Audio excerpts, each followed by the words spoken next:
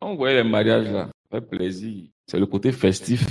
Très souvent, on regarde la longue robe, la belle veste, la fleur qu'on va lancer, les amis à qui on va montrer qu'on est marié. Cette partie intéressante là, c'est ce qui est visible. Le plus difficile, c'est à l'intérieur. Alors que si tu as rusé avec le Seigneur, dans ton foyer, ça va te rattraper. Ça ne ment pas. Vous avez le temps pour ceux qui ne sont pas encore mariés. Nous, on s'est mariés avant de connaître le Seigneur. Donc, on est obligé de faire les choses avec et demander la grâce de Dieu pour que les choses puissent être. Mais vous avez la possibilité de, par la grâce de Dieu, de choisir la personne avec qui vous allez faire votre vie. Moi, quand je fais une analyse, ça c'est personnel, le plus grand défi pour un homme ou pour une femme, c'est de bien choisir la personne avec qui on va passer le restant de sa vie. Parce qu'on se marie, je prends la moyenne, je prends autour de 25 ans. Si Dieu te fait grâce, tu vas aller peut-être jusqu'à 80. Donc, la personne avec qui tu vas passer le plus de temps là, ce n'est pas tes parents, ce n'est pas tes frères, ce n'est pas tes soeurs. C'est ton conjoint. C'est avec lui que tu vas passer le plus de temps. Donc, prends le temps pour bien le choisir. Bon, tu ne peux pas être dans le goût, dans le gars, et puis tu es en train d'espérer avoir un bon mari. Tu n'auras pas un bon mari, puis tu es dans le goût, tu es dans le gars. Tu ne peux pas espérer avoir un bon mari. Tu vas avoir un mari, mais tu ne vas pas avoir un bon mari. Donc, les jeunes gens, prenez votre temps. J'insiste beaucoup plus sur les jeunes filles, parce que c'est le maillon faible. On peut facilement vous embobiner, facilement.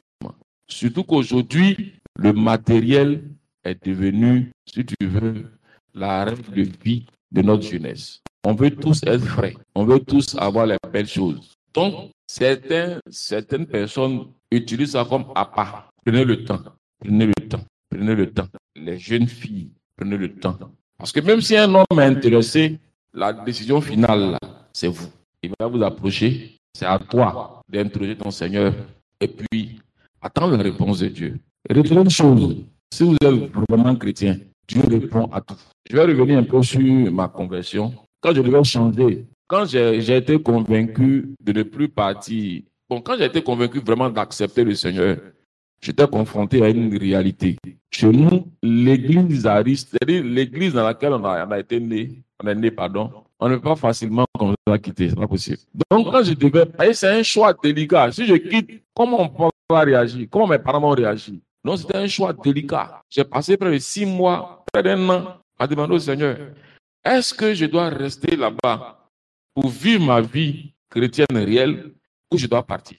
Poser la question au Seigneur. Et pendant des mois et des mois, en tout cas, je faisais de ça vraiment ma prière. Et puis après, j'ai laissé faire. Mais je n'avais pas encore choisi. J'attendais d'avoir une réponse. Dois-je rester ou dois-je partir? C'est d'abord la première question. Et puis après, maintenant, où dois-je partir? Voilà les deux questions que j'ai posées au Seigneur. Donc, concernant la première question, un jour, je fais un songe. Et dans le songe, on était à une grande cérémonie au village, à l'église Ariste. Et on a fait la procession. Il était question maintenant de rentrer à l'église. Et puis, on rentrait un à un, un à un, un à un. Quand c'est arrivé à mon tour, il y a une main qui m'a attrapé. J'ai forcé, je voulais rentrer, la main m'a attrapé par 3 fois. Et puis, je me suis réveillé.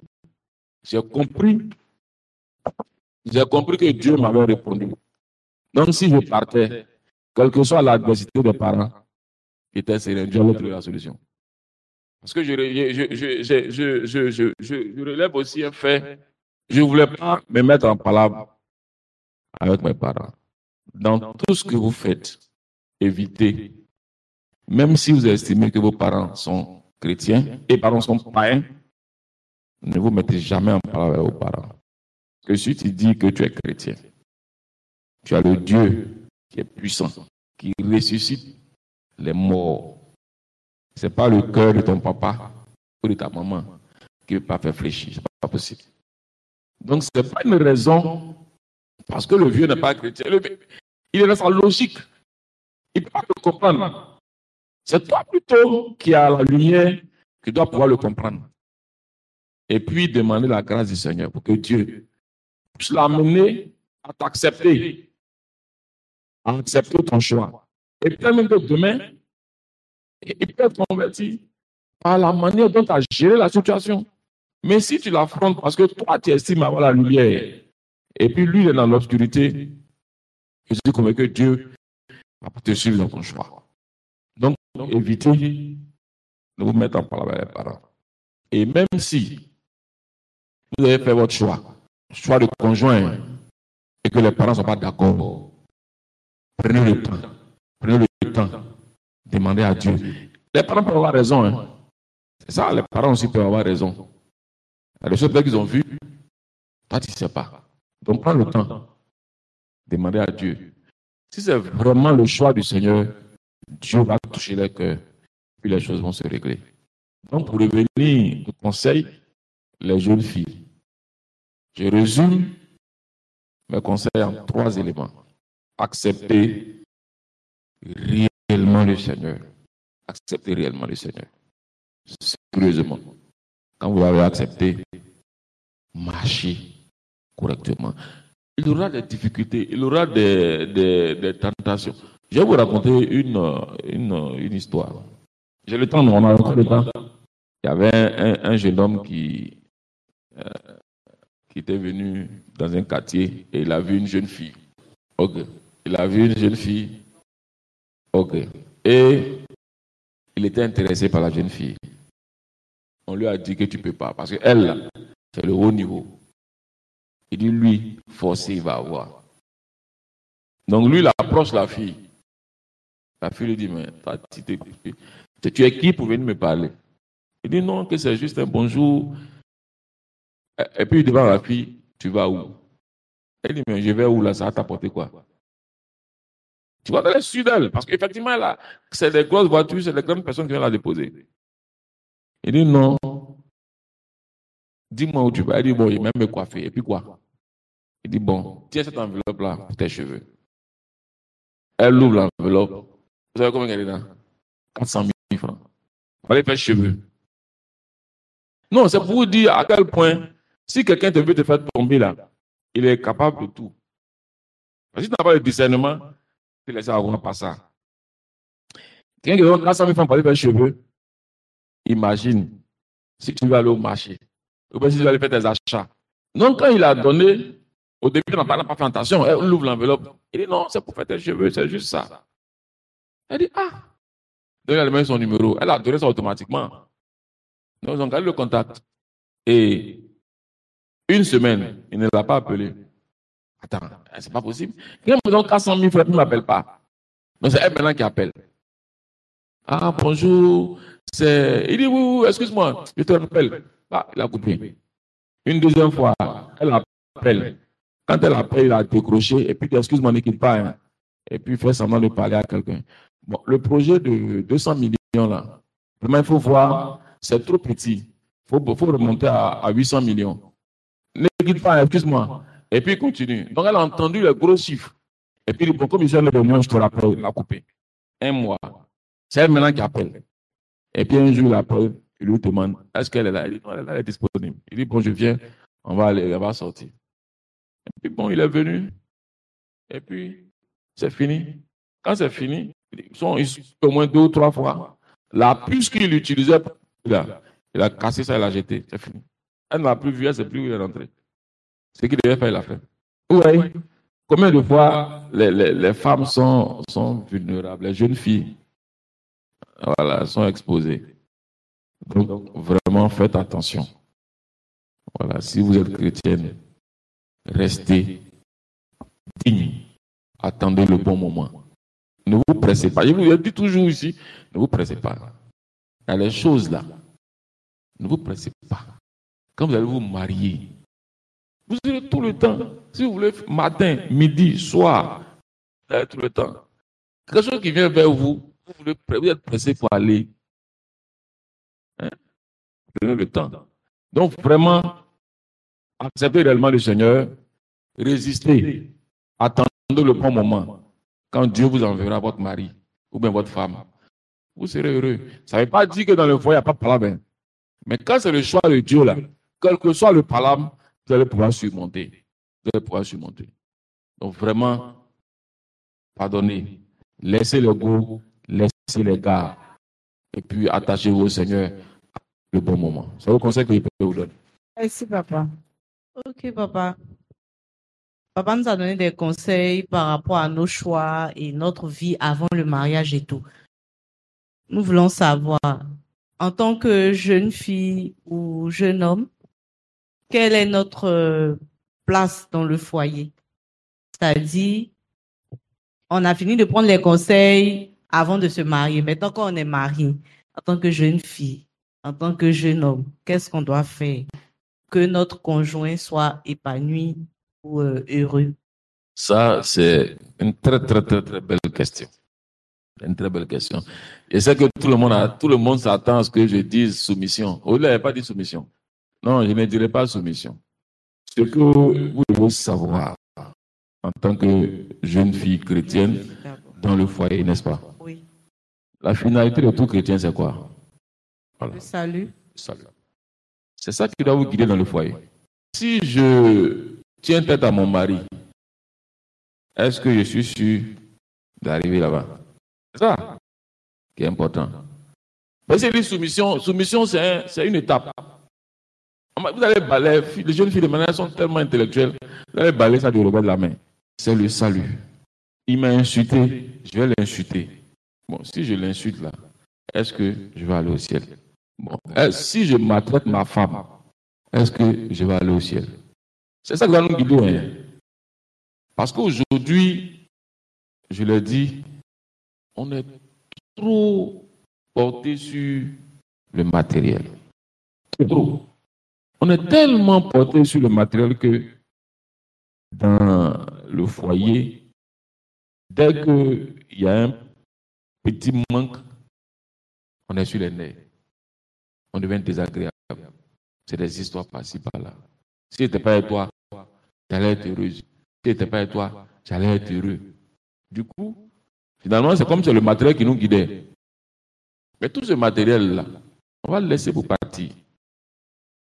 C'est important pour notre vie. C'est important pour faciliter notre vie. Mais est-ce que c'est la finalité? Est-ce que c'est la finalité? Ce n'est pas la finalité. La finalité, c'est le salut. Je suis en train de parler des chrétiens. Je ne suis pas en train de parler des gens qui ne connaissent pas le Seigneur. Voilà. Parce que si on n'est pas chrétien, là, on est libre de penser comme on veut. Mais quand on a accepté le Seigneur, notre finalité, là, c'est le ciel. Peu importe ce qu'on aura comme bien matériel, notre finalité, là, c'est le ciel. Qu'on ait le bien, qu'on ne l'ait pas, c'est le ciel. Attends, Dieu peut te prédestiner à ne même pas avoir. Est-ce que vous savez que Dieu est souverain? Oui. Non, on dirait que vous ne savez pas. Parce que quand vous avez un petit manque net, c'est fini. Vous en parlez avec tout le monde. Hein? Quand il y a un petit manque net, vous en parlez avec tout le monde. Et ça, c'est la parole de Dieu. C'est dans quel foyer on est là, et puis on souffre. C'est dans quel foyer on est là, on ne mange pas. C'est dans quel foyer on est là, on ne peut pas payer pain pour moi. C'est dans quel foyer on est là. Non. Donc, la jeune fille dans le foyer là, c'est son salut là qui est important. Si elle insulte son mari tous les jours là, ça peut l'envoyer au ciel. On va continuer. Si c'est d'être méchante à la maison, si ça peut l'envoyer au ciel, on va continuer. C'est pas, vous savez, la Bible dit, nous deux, on peut toucher. Et puis elle va partir. Donc, il ne faut pas regarder ce que lui fait. Il faut regarder toi-même. Maintenant, si tu estimes que c'est trop compliqué, c'est trop difficile là, il faut laisser, il faut partir, il faut quitter l'église, il faut partir. Il faut te rétrograder. Oui, là tu es à l'aise. Là tu sais que tu n'attends rien. Mais si tu attends le salut que le Christ nous a promis là, vraiment, il y a des choses qui ne doivent pas être la priorité. La priorité là, c'est ton salut. Et si tu fais du salut ta priorité, bien entendu, tu as fait le bon choix. Le choix que Dieu t'a envoyé. Quand tu as réussi les deux, là, c'est fini. Il n'a qu'à te maltraiter. Toi, tu sais que c'est ton choix. Dieu t'a dit clairement que c'est lui. Donc, si les faux types là, c'est Dieu qui t'a mis dedans, il va trouver la solution. Mais non, si c'est toi-même qui as fait ton choix, ton combat, c'est toi seul. Hein. Donc, le conseil que je peux donner aux jeunes filles, cherchez votre salut. Voilà. Le foyer là ne doit pas mettre fin à la recherche de son salut. C'est que vous n'avez rien compris de la vie chrétienne. Voilà. Amen. Amen. Est-ce qu'on peut acclamer le Seigneur? Ton acclamation est timide. J'aimerais bien qu'on se lève pour acclamer le Seigneur. S'il vous plaît. Amen. On peut s'asseoir. On peut s'asseoir. Merci, papa. Merci vraiment pour ces très, très, très, très bons conseils. Je pense qu'on dit dans le monde séculier que celui qui veut aller loin ménage sa monture. Et on a vraiment besoin de conseils de personnes avisées, de personnes qui ont une certaine expérience pour ne pas commettre les mêmes erreurs. On va passer maintenant à notre temps d'échange de questions.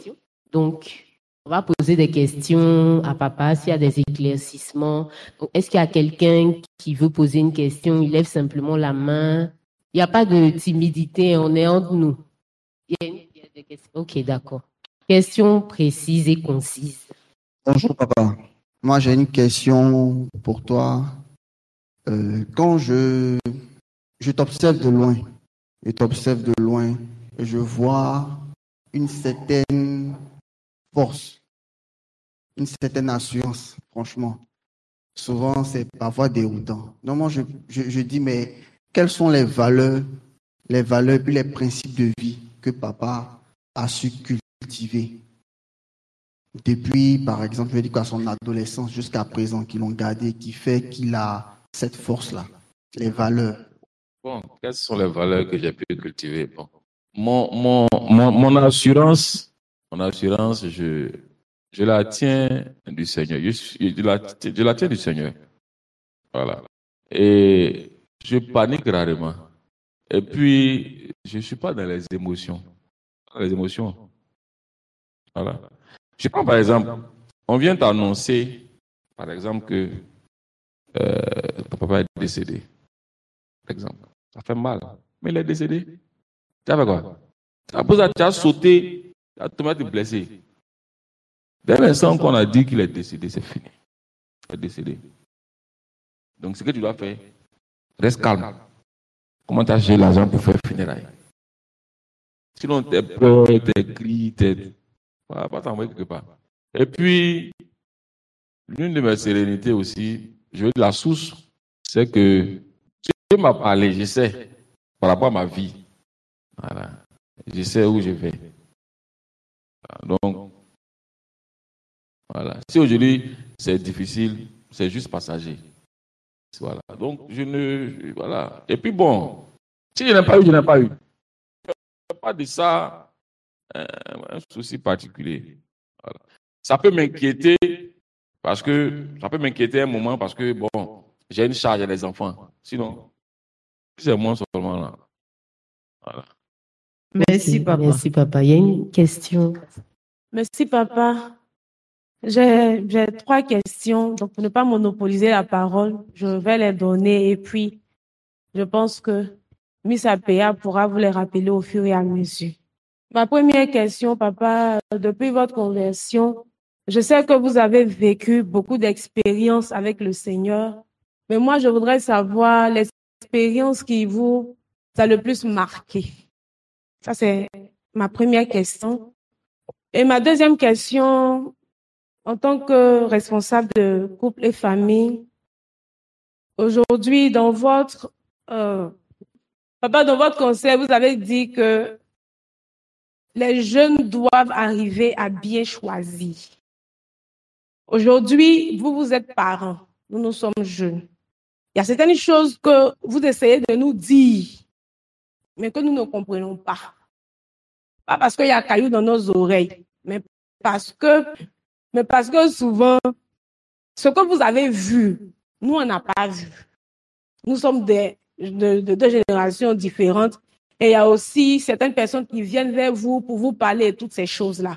Nous, en tant que jeunes aujourd'hui, quand on a 30 ans, pour nous les jeunes filles, et qu'on n'est pas encore mariés, c'est un souci pour nous. Donc, quand vous dites, papa, qu'on doit bien choisir, si quelqu'un est chrétien, qu'il est dans l'église, qui s'approche de nous, il est déjà chrétien, moi aussi je suis chrétienne, bon, bien choisir, là, papa, c'est comment? Moi, je travaille, je suis un homme, j'ai 33 ans, je commence à travailler. Dès que je commence à travailler, est-ce que c'est assez suffisant pour moi de décider de me marier? Parce qu'aujourd'hui, c'est ça. Je travaille, c'est la première réussite de ma vie. La deuxième réussite de ma vie, je dois me marier. Est-ce que parce qu'en même temps, là, j'ai un travail où j'ai 33 ans, j'ai 35 ans, je dois en même temps trouver quelqu'un avec qui je dois me mettre en relation. Donc, papa, bien choisi là, c'est comment? On est dans l'église, je le vois, il prie, moi aussi, je prie. J'ai 31 ans, 32 ans. Bon, s'il vient, qu'est-ce que je dois faire? Ah bon, je le vois chrétien. Donc, les critères, c'est bien choisi là. Je choisis à partir de quoi? Quels sont les critères de choix qu'une personne doit avoir pour être sûr que si je décide de me mettre avec telle personne là, c'est vraiment parce que, voilà. Parce que vous avez dit que quand vous devez choisir l'église ou partir, vous avez pris le temps de prier jusqu'à ce que vous avez eu un songe où il y a une main qui vous a arrêté d'entrer à 3 fois dans l'église. À partir de ce moment, vous avez été sûr du choix de l'église que vous devez faire. Donc, papa, voici pour moi, c'est vraiment une grande préoccupation pour le mariage aujourd'hui, nous concernant. Voilà, papa. Donc, merci, papa. Ça fait deux. Ok. Vas-y, papa. Papa, Bon, tu non, peux répondre. je vais résumer les questions. La première question, c'est dans ma marche avec le Seigneur, quelle est la plus grande expérience que j'ai pu vivre? C'est ça. La première. La deuxième, c'est choisir là. On choisit comment? Ça. Maintenant, la troisième question, un jeune qui veut le travailler, est-ce que il peut, comme il a un boulot, est-ce qu'il peut rapidement se marier? Moment de... Bon, je vais commencer par la première. Je vais commencer par l'ordre que tu as établi. Alors, la première question, c'est quelle est la plus grande expérience que j'ai pu vivre avec le Seigneur depuis que je me suis converti? Il y a tellement d'expériences, celle que je peux... C'est qui vous a marqué? Bon, tout m'a marqué, mais bon. Celle qui m'a le plus marqué, c'est... Bon, quand j'ai décidé de venir à Abidjan, il était question... En tout cas, j'ai entrepris toutes les démarches. Parce que j'étais à l'Ouest, hein. J'ai entrepris toutes les démarches pour venir. Malheureusement, ça n'a pas abouti. Donc, quand ils ont lancé, à l'époque, on pouvait, au niveau des corps habillés, on pouvait passer le concours de l'ENA. Et donc, j'ai postulé et ça a marché. Maintenant, quand ça a marché, j'ai fini la formation. Il était question que je puisse rentrer au budget. Et ça n'a pas été facile parce que il y a beaucoup de difficultés. Beaucoup de difficultés. Et j'ai dû prendre des moments de jeûne, en tout cas, on a dû prier. J'avais même parlé de ça au pasteur, tout ça. Voilà. J'ai dû vraiment crier à Dieu. Jusqu'à ce qu'un jour, Dieu me fasse voir, je vais dire jusqu'à ce que je fasse un songe. Et dans le songe, on m'a appelé, mais ton papier est signé. Donc, il est fini. Et ça ne s'est pas fait automatiquement. Hein. C'est peut-être un an ou un an et demi après. Mais j'étais déjà sûr que ça va se faire. J'étais déjà sûr que ça va se faire. Et ça ne s'est pas fait par des personnes par qui je pensais que ça allait passer. C'est passé par une personne anodine. Je veux dire, une personne anodine. Voilà. Donc, c'est pour dire que Dieu a tellement de moyens par lesquels il peut bénir ses enfants. Amen. Donc, pour vous dire que Dieu répond. Et je fais la transition pour aller sur la deuxième question. Dieu répond.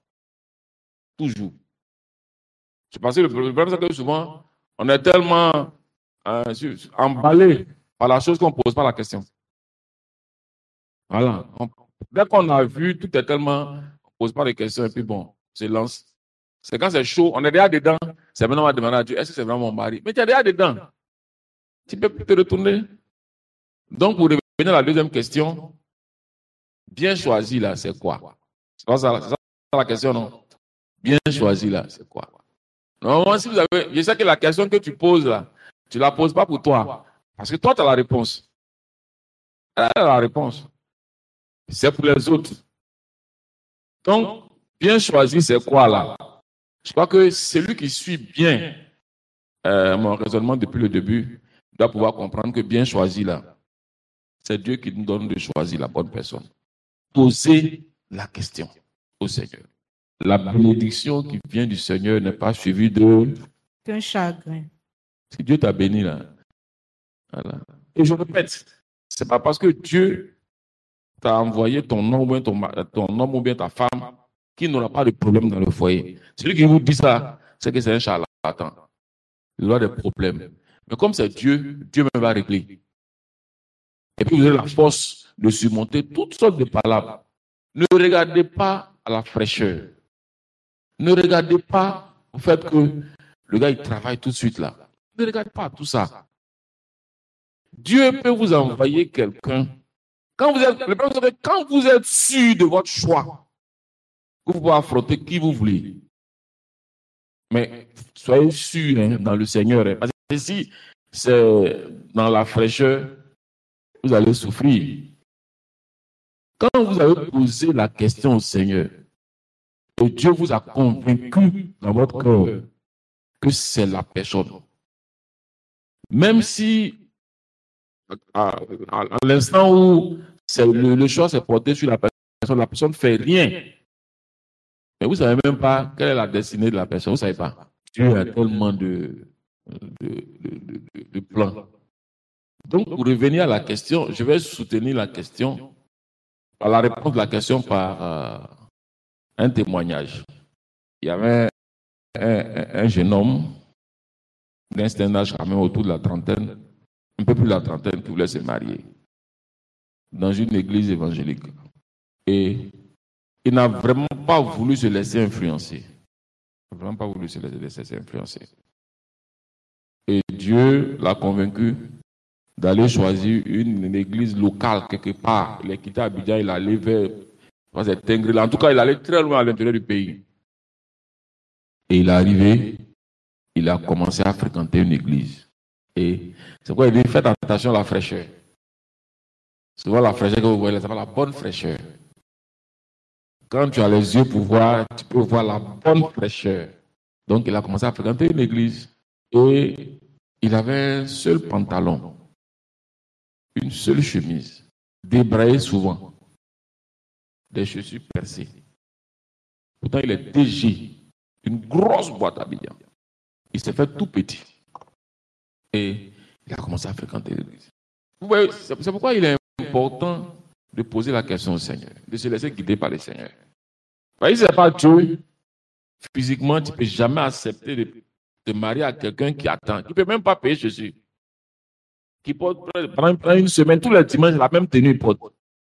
Mais quand Dieu t'a convaincu, là, tu sais. Donc, le monsieur, il a vu une jeune fille, toute belle, vraiment, le type de femme qu'il a souhaité avoir, toujours propre, fraîche, toute belle. Et il a approché. Aïe, aïe, aïe. Mais elle te l'a lavé, non? Il n'a rien dit. Il a continué de fréquenter l'église jusqu'à ce qu'il voit une autre sœur qui, elle, toujours dans son coin, vraiment, elle-même, là, on la fustige. Elle est toujours, celle-là, on ne la prend pas au sérieux. Et il a approché la jeune sœur. Quand il a fini de parler, elle lui a dit qu'il y a longtemps que Dieu m'a dit que tu étais mon mari.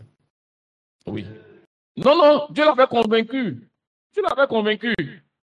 Maintenant, elle attendait. C'est quand c'est pour toi, là, il ne faut pas courir. Si tu as d'autres filles, elle courir, non. Dieu m'a dit, non.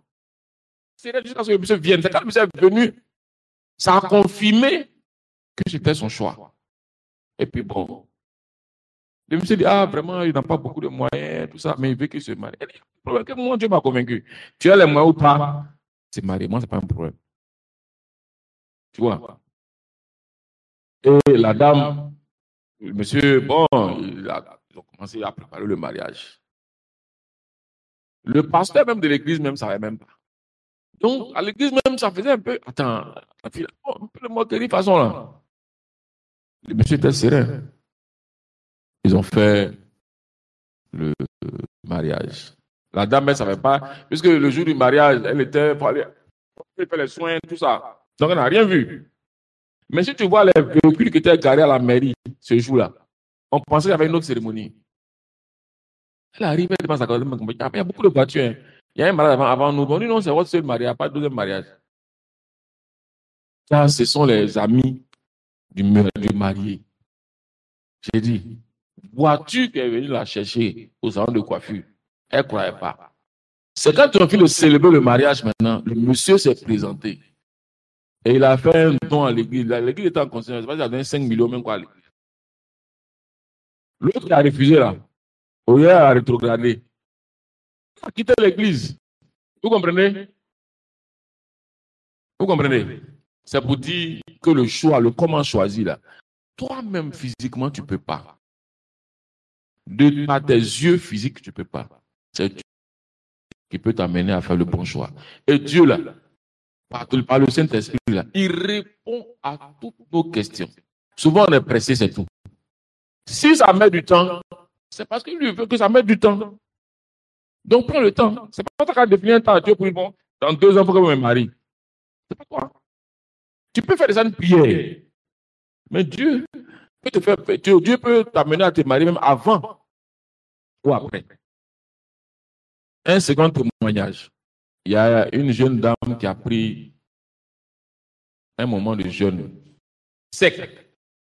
Elle voulait connaître son mari. Toutes les prières, elle a jeûné pendant près d'1 mois. Il n'y a rien. Elle n'a pas eu de réponse. Un jour, elle s'est assise dans sa chambre, elle a dit au Seigneur, après peut-être quelques jours de jeûne sec, elle a demandé au Seigneur qu'aujourd'hui, elle veut connaître son mari. Aujourd'hui, où elle est assise là, elle veut connaître son mari.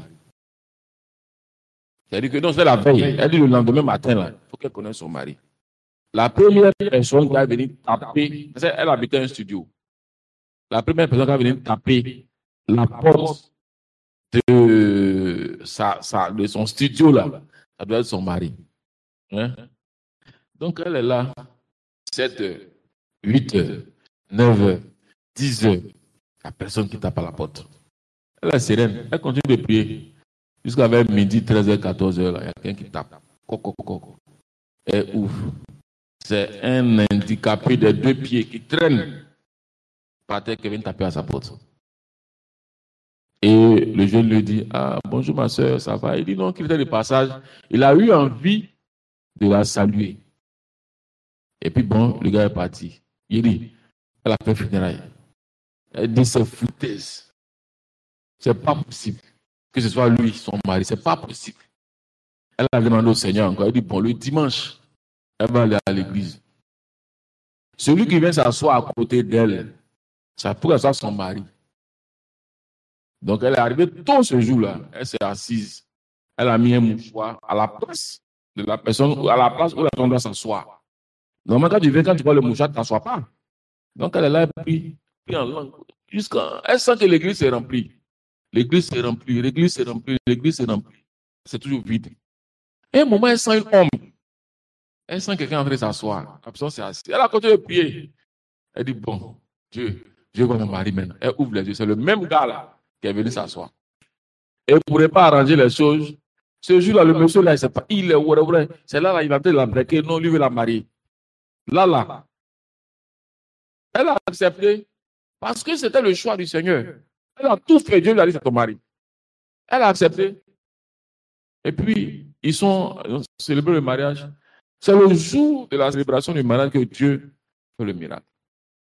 Au moment où Dieu a dit le pasteur a dit, vous pouvez embrasser la mariée. Dieu a guéri le monsieur, s'est levé pour embrasser la dame. Amen.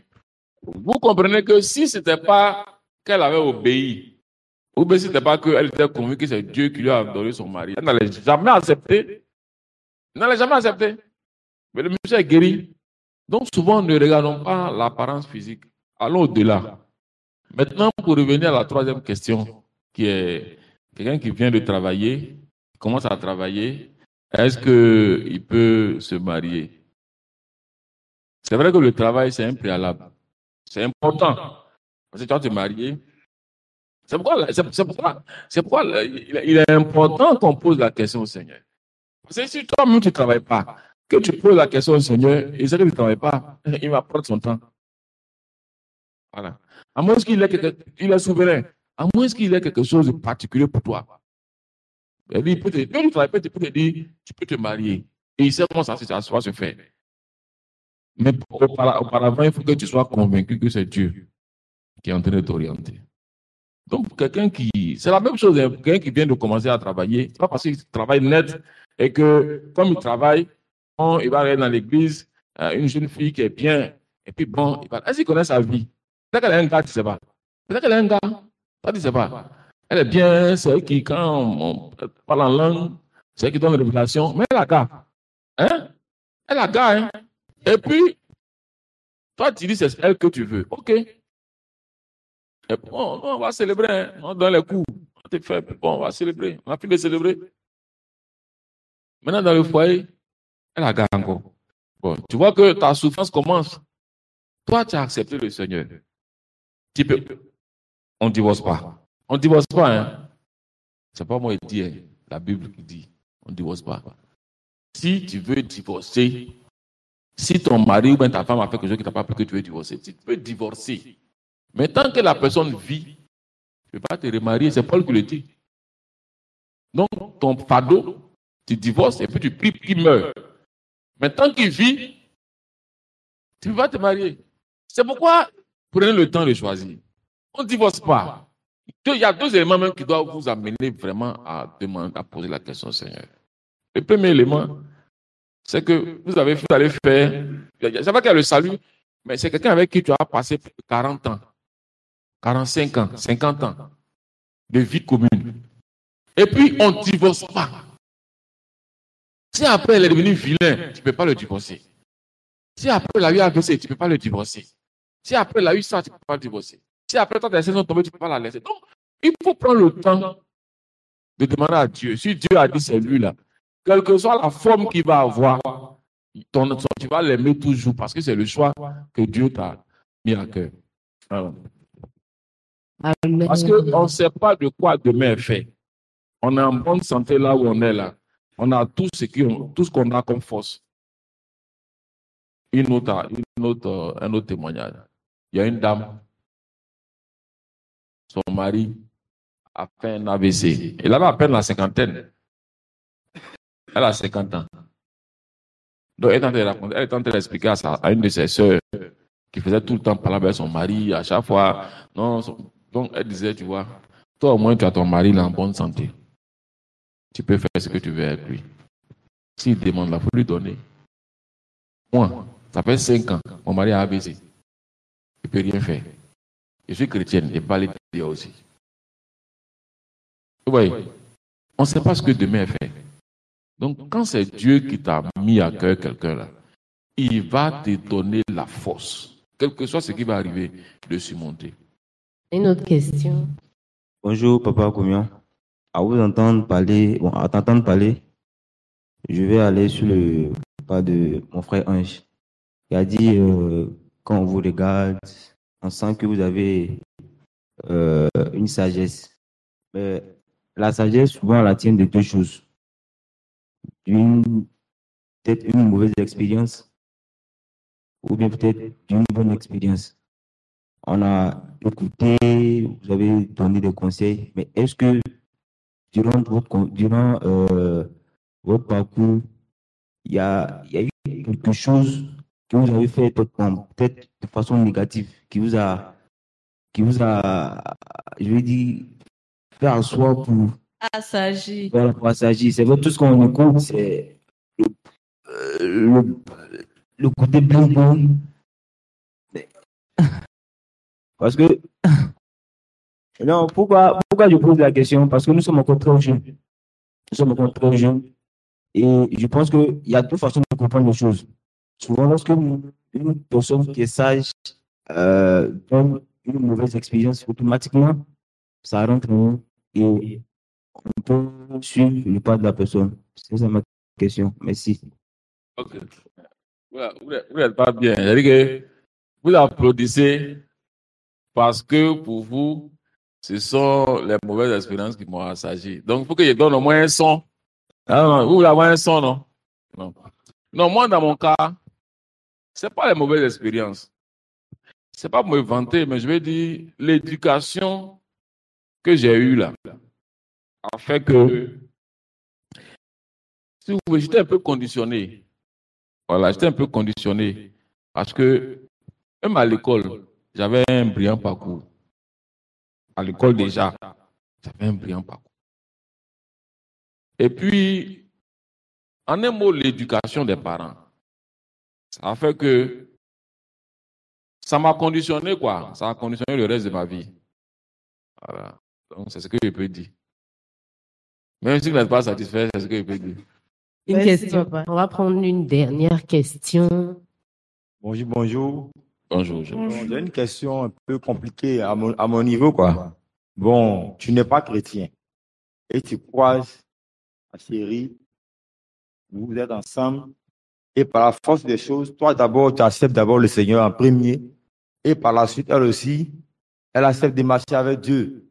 Vous êtes dans l'église. Maintenant, quelle est la certitude que tu as fait un bon choix selon Dieu? Vous deux, vous êtes pris dans le monde, vous venez à l'église. Vous êtes ensemble, vous venez toujours au culte, mais comment savoir que le choix qu'il a fait dehors, là, qui a envoyé dans la maison, là, est-ce que c'est un bon choix? Voilà, c'est ce que je veux savoir. Merci. Non, ce n'est pas une colle. C'est tellement simple. Si ce n'est pas un bon choix, là, Dieu est souverain. Dieu va t'orienter. Mais si ce n'est pas un bon choix, ce n'est pas évident que quand vous arrivez à l'église, elle puisse rester. Vous ne va même pas rester à l'église. Et puis, ce n'est pas parce que tu as accepté le Seigneur, tu vis à elle déjà, maritalement. Non, tu ne peux pas la chasser. C'est ta femme, hein? Devant Dieu, déjà, c'est ta femme, hein? Maintenant, si dehors, vous cheminez, tu ne l'as jamais touché, que vous venez à l'église, tu peux demander aux autres. Mais si tu l'as déjà touché, ça l'a touché, c'est ta femme, hein? Non, on a se dire les choses telles qu'elles sont, hein? Tu n'as pas l'envoyer à l'église. Comme tu as accepté le Seigneur maintenant, tu vas la laisser. Qui va la prendre? Hein? Donc, si tu as pris dehors, que tu as déjà touché, si tu es venu là, nous, on va t'encadrer à la grâce de Dieu pour que tu te maries. Sinon, ça serait trop facile. Voilà. Merci. C'est logique, non? C'est logique. On a vraiment une dernière question. Ok. Bonjour, papa. Ma question se situe au niveau de, parce que vous nous avez expliqué et autres, comment vous avez rencontré maman et comment vous avez procédé et autres. Tu peux faire sortir le joker, hein, papa. Ok. Bon, je l'ai dit, hein, il y a la question de Noé là. Moi, depuis petit, je n'étais pas encore chrétien, mais depuis tout petit, il y a deux choses qui me tenaient à cœur. Depuis que j'étais au CM2, je me rappelle très bien, CM2 ou 6e, je disais toujours au Seigneur qu'il faut que je réussisse.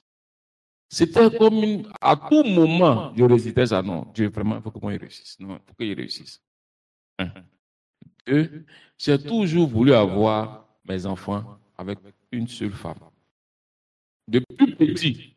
Et j'ai toujours voulu connaître ma femme avant de travailler. Bon, je ne sais pas pourquoi, mais c'était mon principe de... C'est comme ça que je voyais les choses. De toute sorte que quand j'ai croisé maman, le premier jour, il est vu, non, il était marié. Il était tout petit quand même. Il était marié, elle ne croyait pas. Et puis bon, il est marié et puis c'est fini.